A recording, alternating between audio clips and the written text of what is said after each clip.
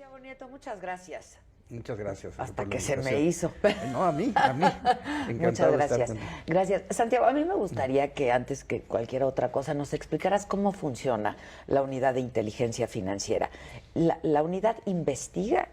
¿E investiga quiénes y por qué? Sí, lo que hace la unidad es primero recibir, analizar y diseminar información, que implica presentación de denuncias, bloquear cuentas, dar vistas a las autoridades administrativas cuando encontramos alguna actividad que fuera del lavado de dinero, financiamiento al terrorismo, proliferación de armas de destrucción masiva o cualquier delito relacionado con lavado de dinero, que puede ser ahí enriquecimiento ilícito, peculado, cohecho, trata de personas, tráfico de órganos, etcétera. ¿Cómo se recibe la información?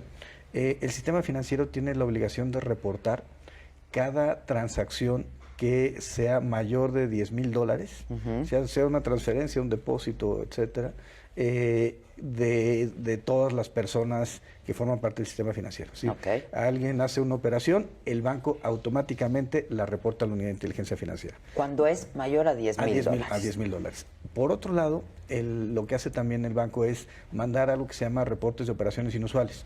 Cuando se rompe el perfil transaccional del cliente usuario de la banca y aparece algo raro. Por ejemplo, hemos tenido transferencias de 20 millones a una joven de 20 años en Motocintla, Chiapas.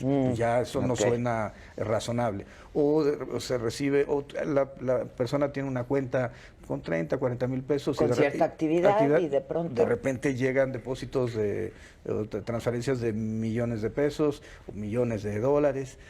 Caso de una universidad, en una transferencia de 151 millones de dólares de Suiza a Estados Unidos a México para una universidad pública en el estado de Hidalgo. La verdad es que es algo que rompe los perfiles transaccionales y obliga a alertar al sistema.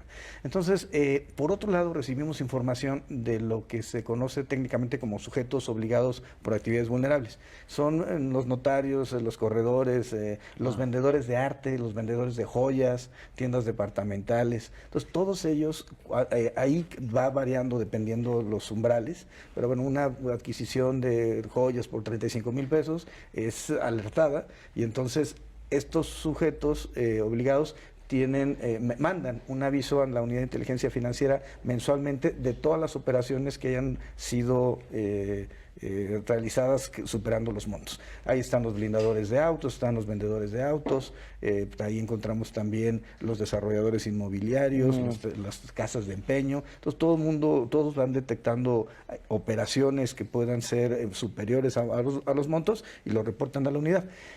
¿Cuánto recibe la unidad? 2019 recibimos 9.2 millones de reportes de actividades relevantes del sistema financiero, poco más de 500 relevantes. Más todo lo que constantemente les está llegando. Exactamente. Entonces, pues tenemos una base de datos de 5,000 millones de datos que se ha ido construyendo de 2004 hasta la fecha. Esto empezó en la época de la presidencia de Vicente Fox cumpliendo un parámetro, un estándar de carácter internacional, que son las recomendaciones de Gafi.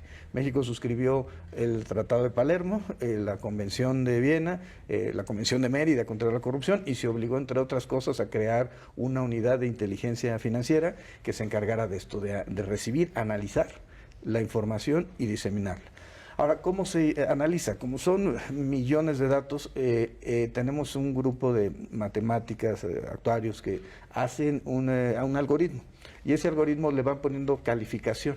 Por ejemplo, si hay una transacción en Culiacán, tiene mayor peso a que si la transacción se hizo en la Ciudad de México. Claro, por obvias razones. O Tijuana, o si encontramos por ejemplo, no sé, en la montaña de Guerrero, una transferencia importante a Chicago. Entonces, eso le va dando un indicador diferente. La edad de las personas, la ocupación, todo esto nos permite darle una calificación que va de 1 a 10.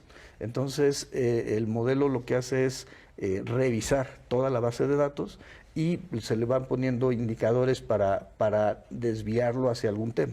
Por ejemplo, robo de hidrocarburos, por ejemplo, corrupción política, trata de personas.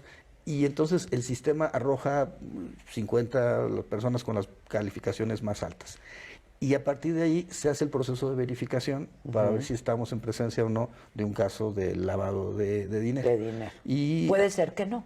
Puede ser que no, okay. Puede ser que no, puede ser o puede darse el caso. Muchas veces, por ejemplo, el caso del niño de Torreón que provocó la tragedia. Sí, te quería preguntar por eso, porque ahí fue una solicitud que nos hizo la Fiscalía del Estado de Coahuila y el gobernador para poder revisar a la familia, y nos encontramos con que el abuelo recibió 24 millones en efectivo, trasladaron una empresa dinero, depósitos por parte del abuelo, que también recibía en efectivo 113 millones durante 2 años. La verdad es que no checaba con el perfil, claro. No checa, porque además eran dueños de un salón de fiestas.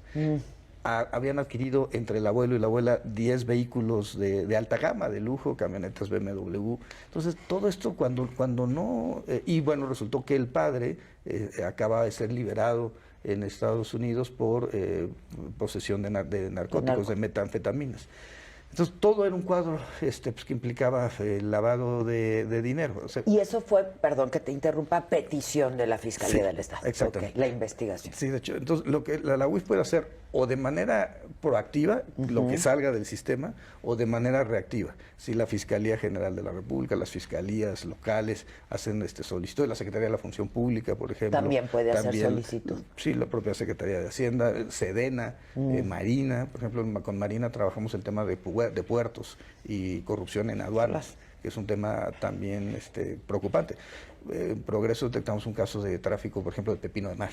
En Tuxpan hay un tema de robo de hidrocarburos. Entonces, el punto es, con la información financiera, que es información real, porque la proporcionan los bancos al momento de que se hacen las operaciones, poder construir casos que después sean llevados por las fiscalías ante los tribunales, que ese, digamos, es el objetivo central. Que siempre se había dicho, ¿no?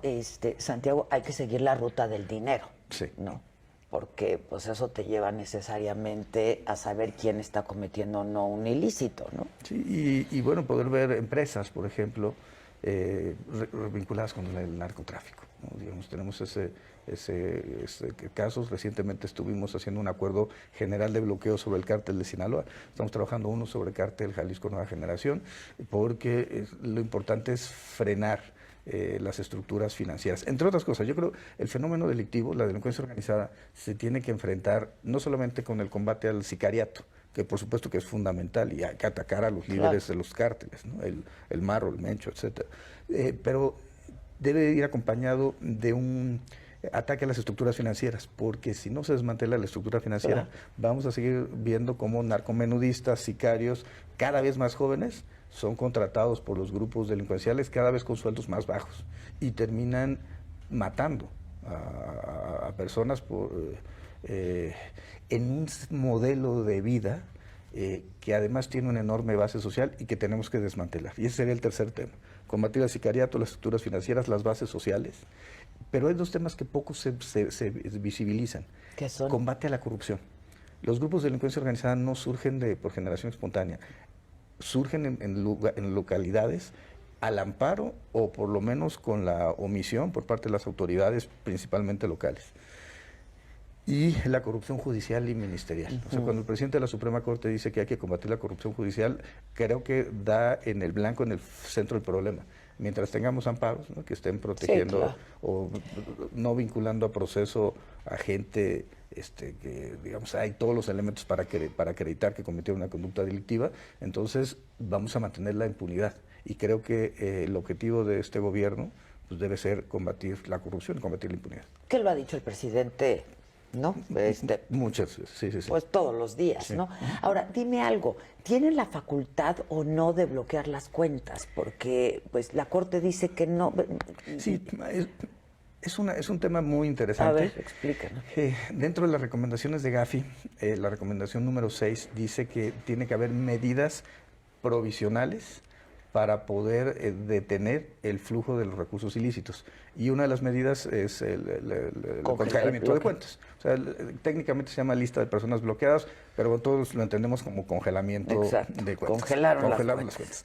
La facultad está en el artículo 115 de la Ley de Instituciones de Crédito. Dice que la Secretaría de Hacienda, por conducto de la Unidad de Inteligencia Financiera, lo puede hacer, pero evidentemente hay una discusión. La segunda sala de la Suprema Corte dice que ese congelamiento solo es constitucional cuando hay una petición de autoridades extranjeras. Pienso, por ejemplo, en el caso de García Luna. Ahí tuvimos una petición muy clara de Estados Unidos para poder hacer una investigación y bloquear las cuentas a García Luna en México.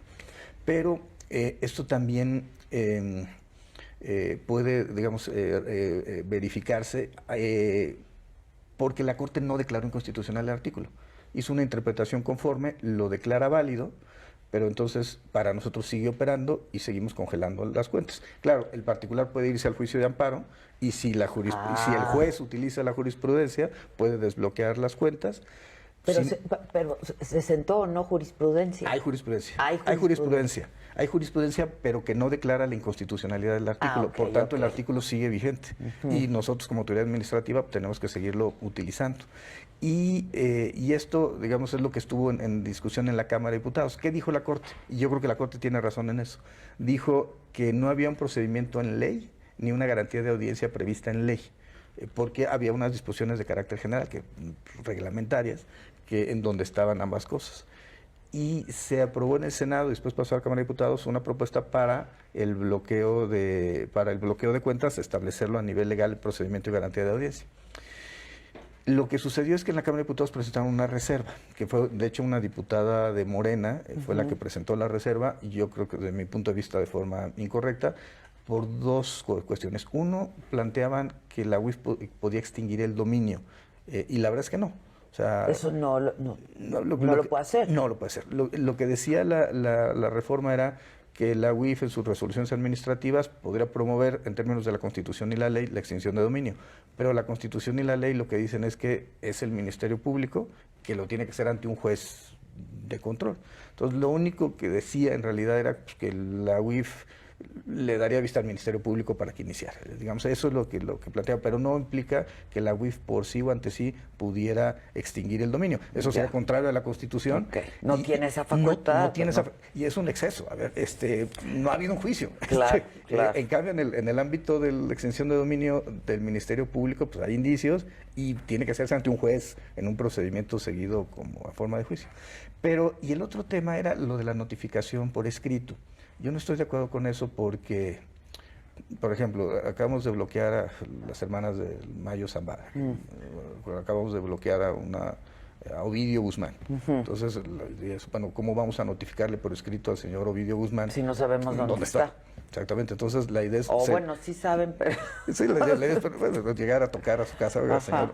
No, la verdad es que además congelamos 12,000 cuentas el año 2019. Esto implicaría tener un ejército de notificadores para ir a notificar. Entonces, lo que hacemos es, se lo pedimos a la Comisión Nacional Bancaria de Valores, ellos lo distribuyen entre todas las entidades del sistema financiero y a partir de ahí se congelan las cuentas como una medida precautoria hasta en tanto el Ministerio Público decide asegurar o venga ya al final un juez en una sentencia que determine el decomiso de los bienes e instrumentos del delito. ¿Qué elementos se tienen que cumplir para que se congele una cuenta? Me dices 12,000 el año pasado.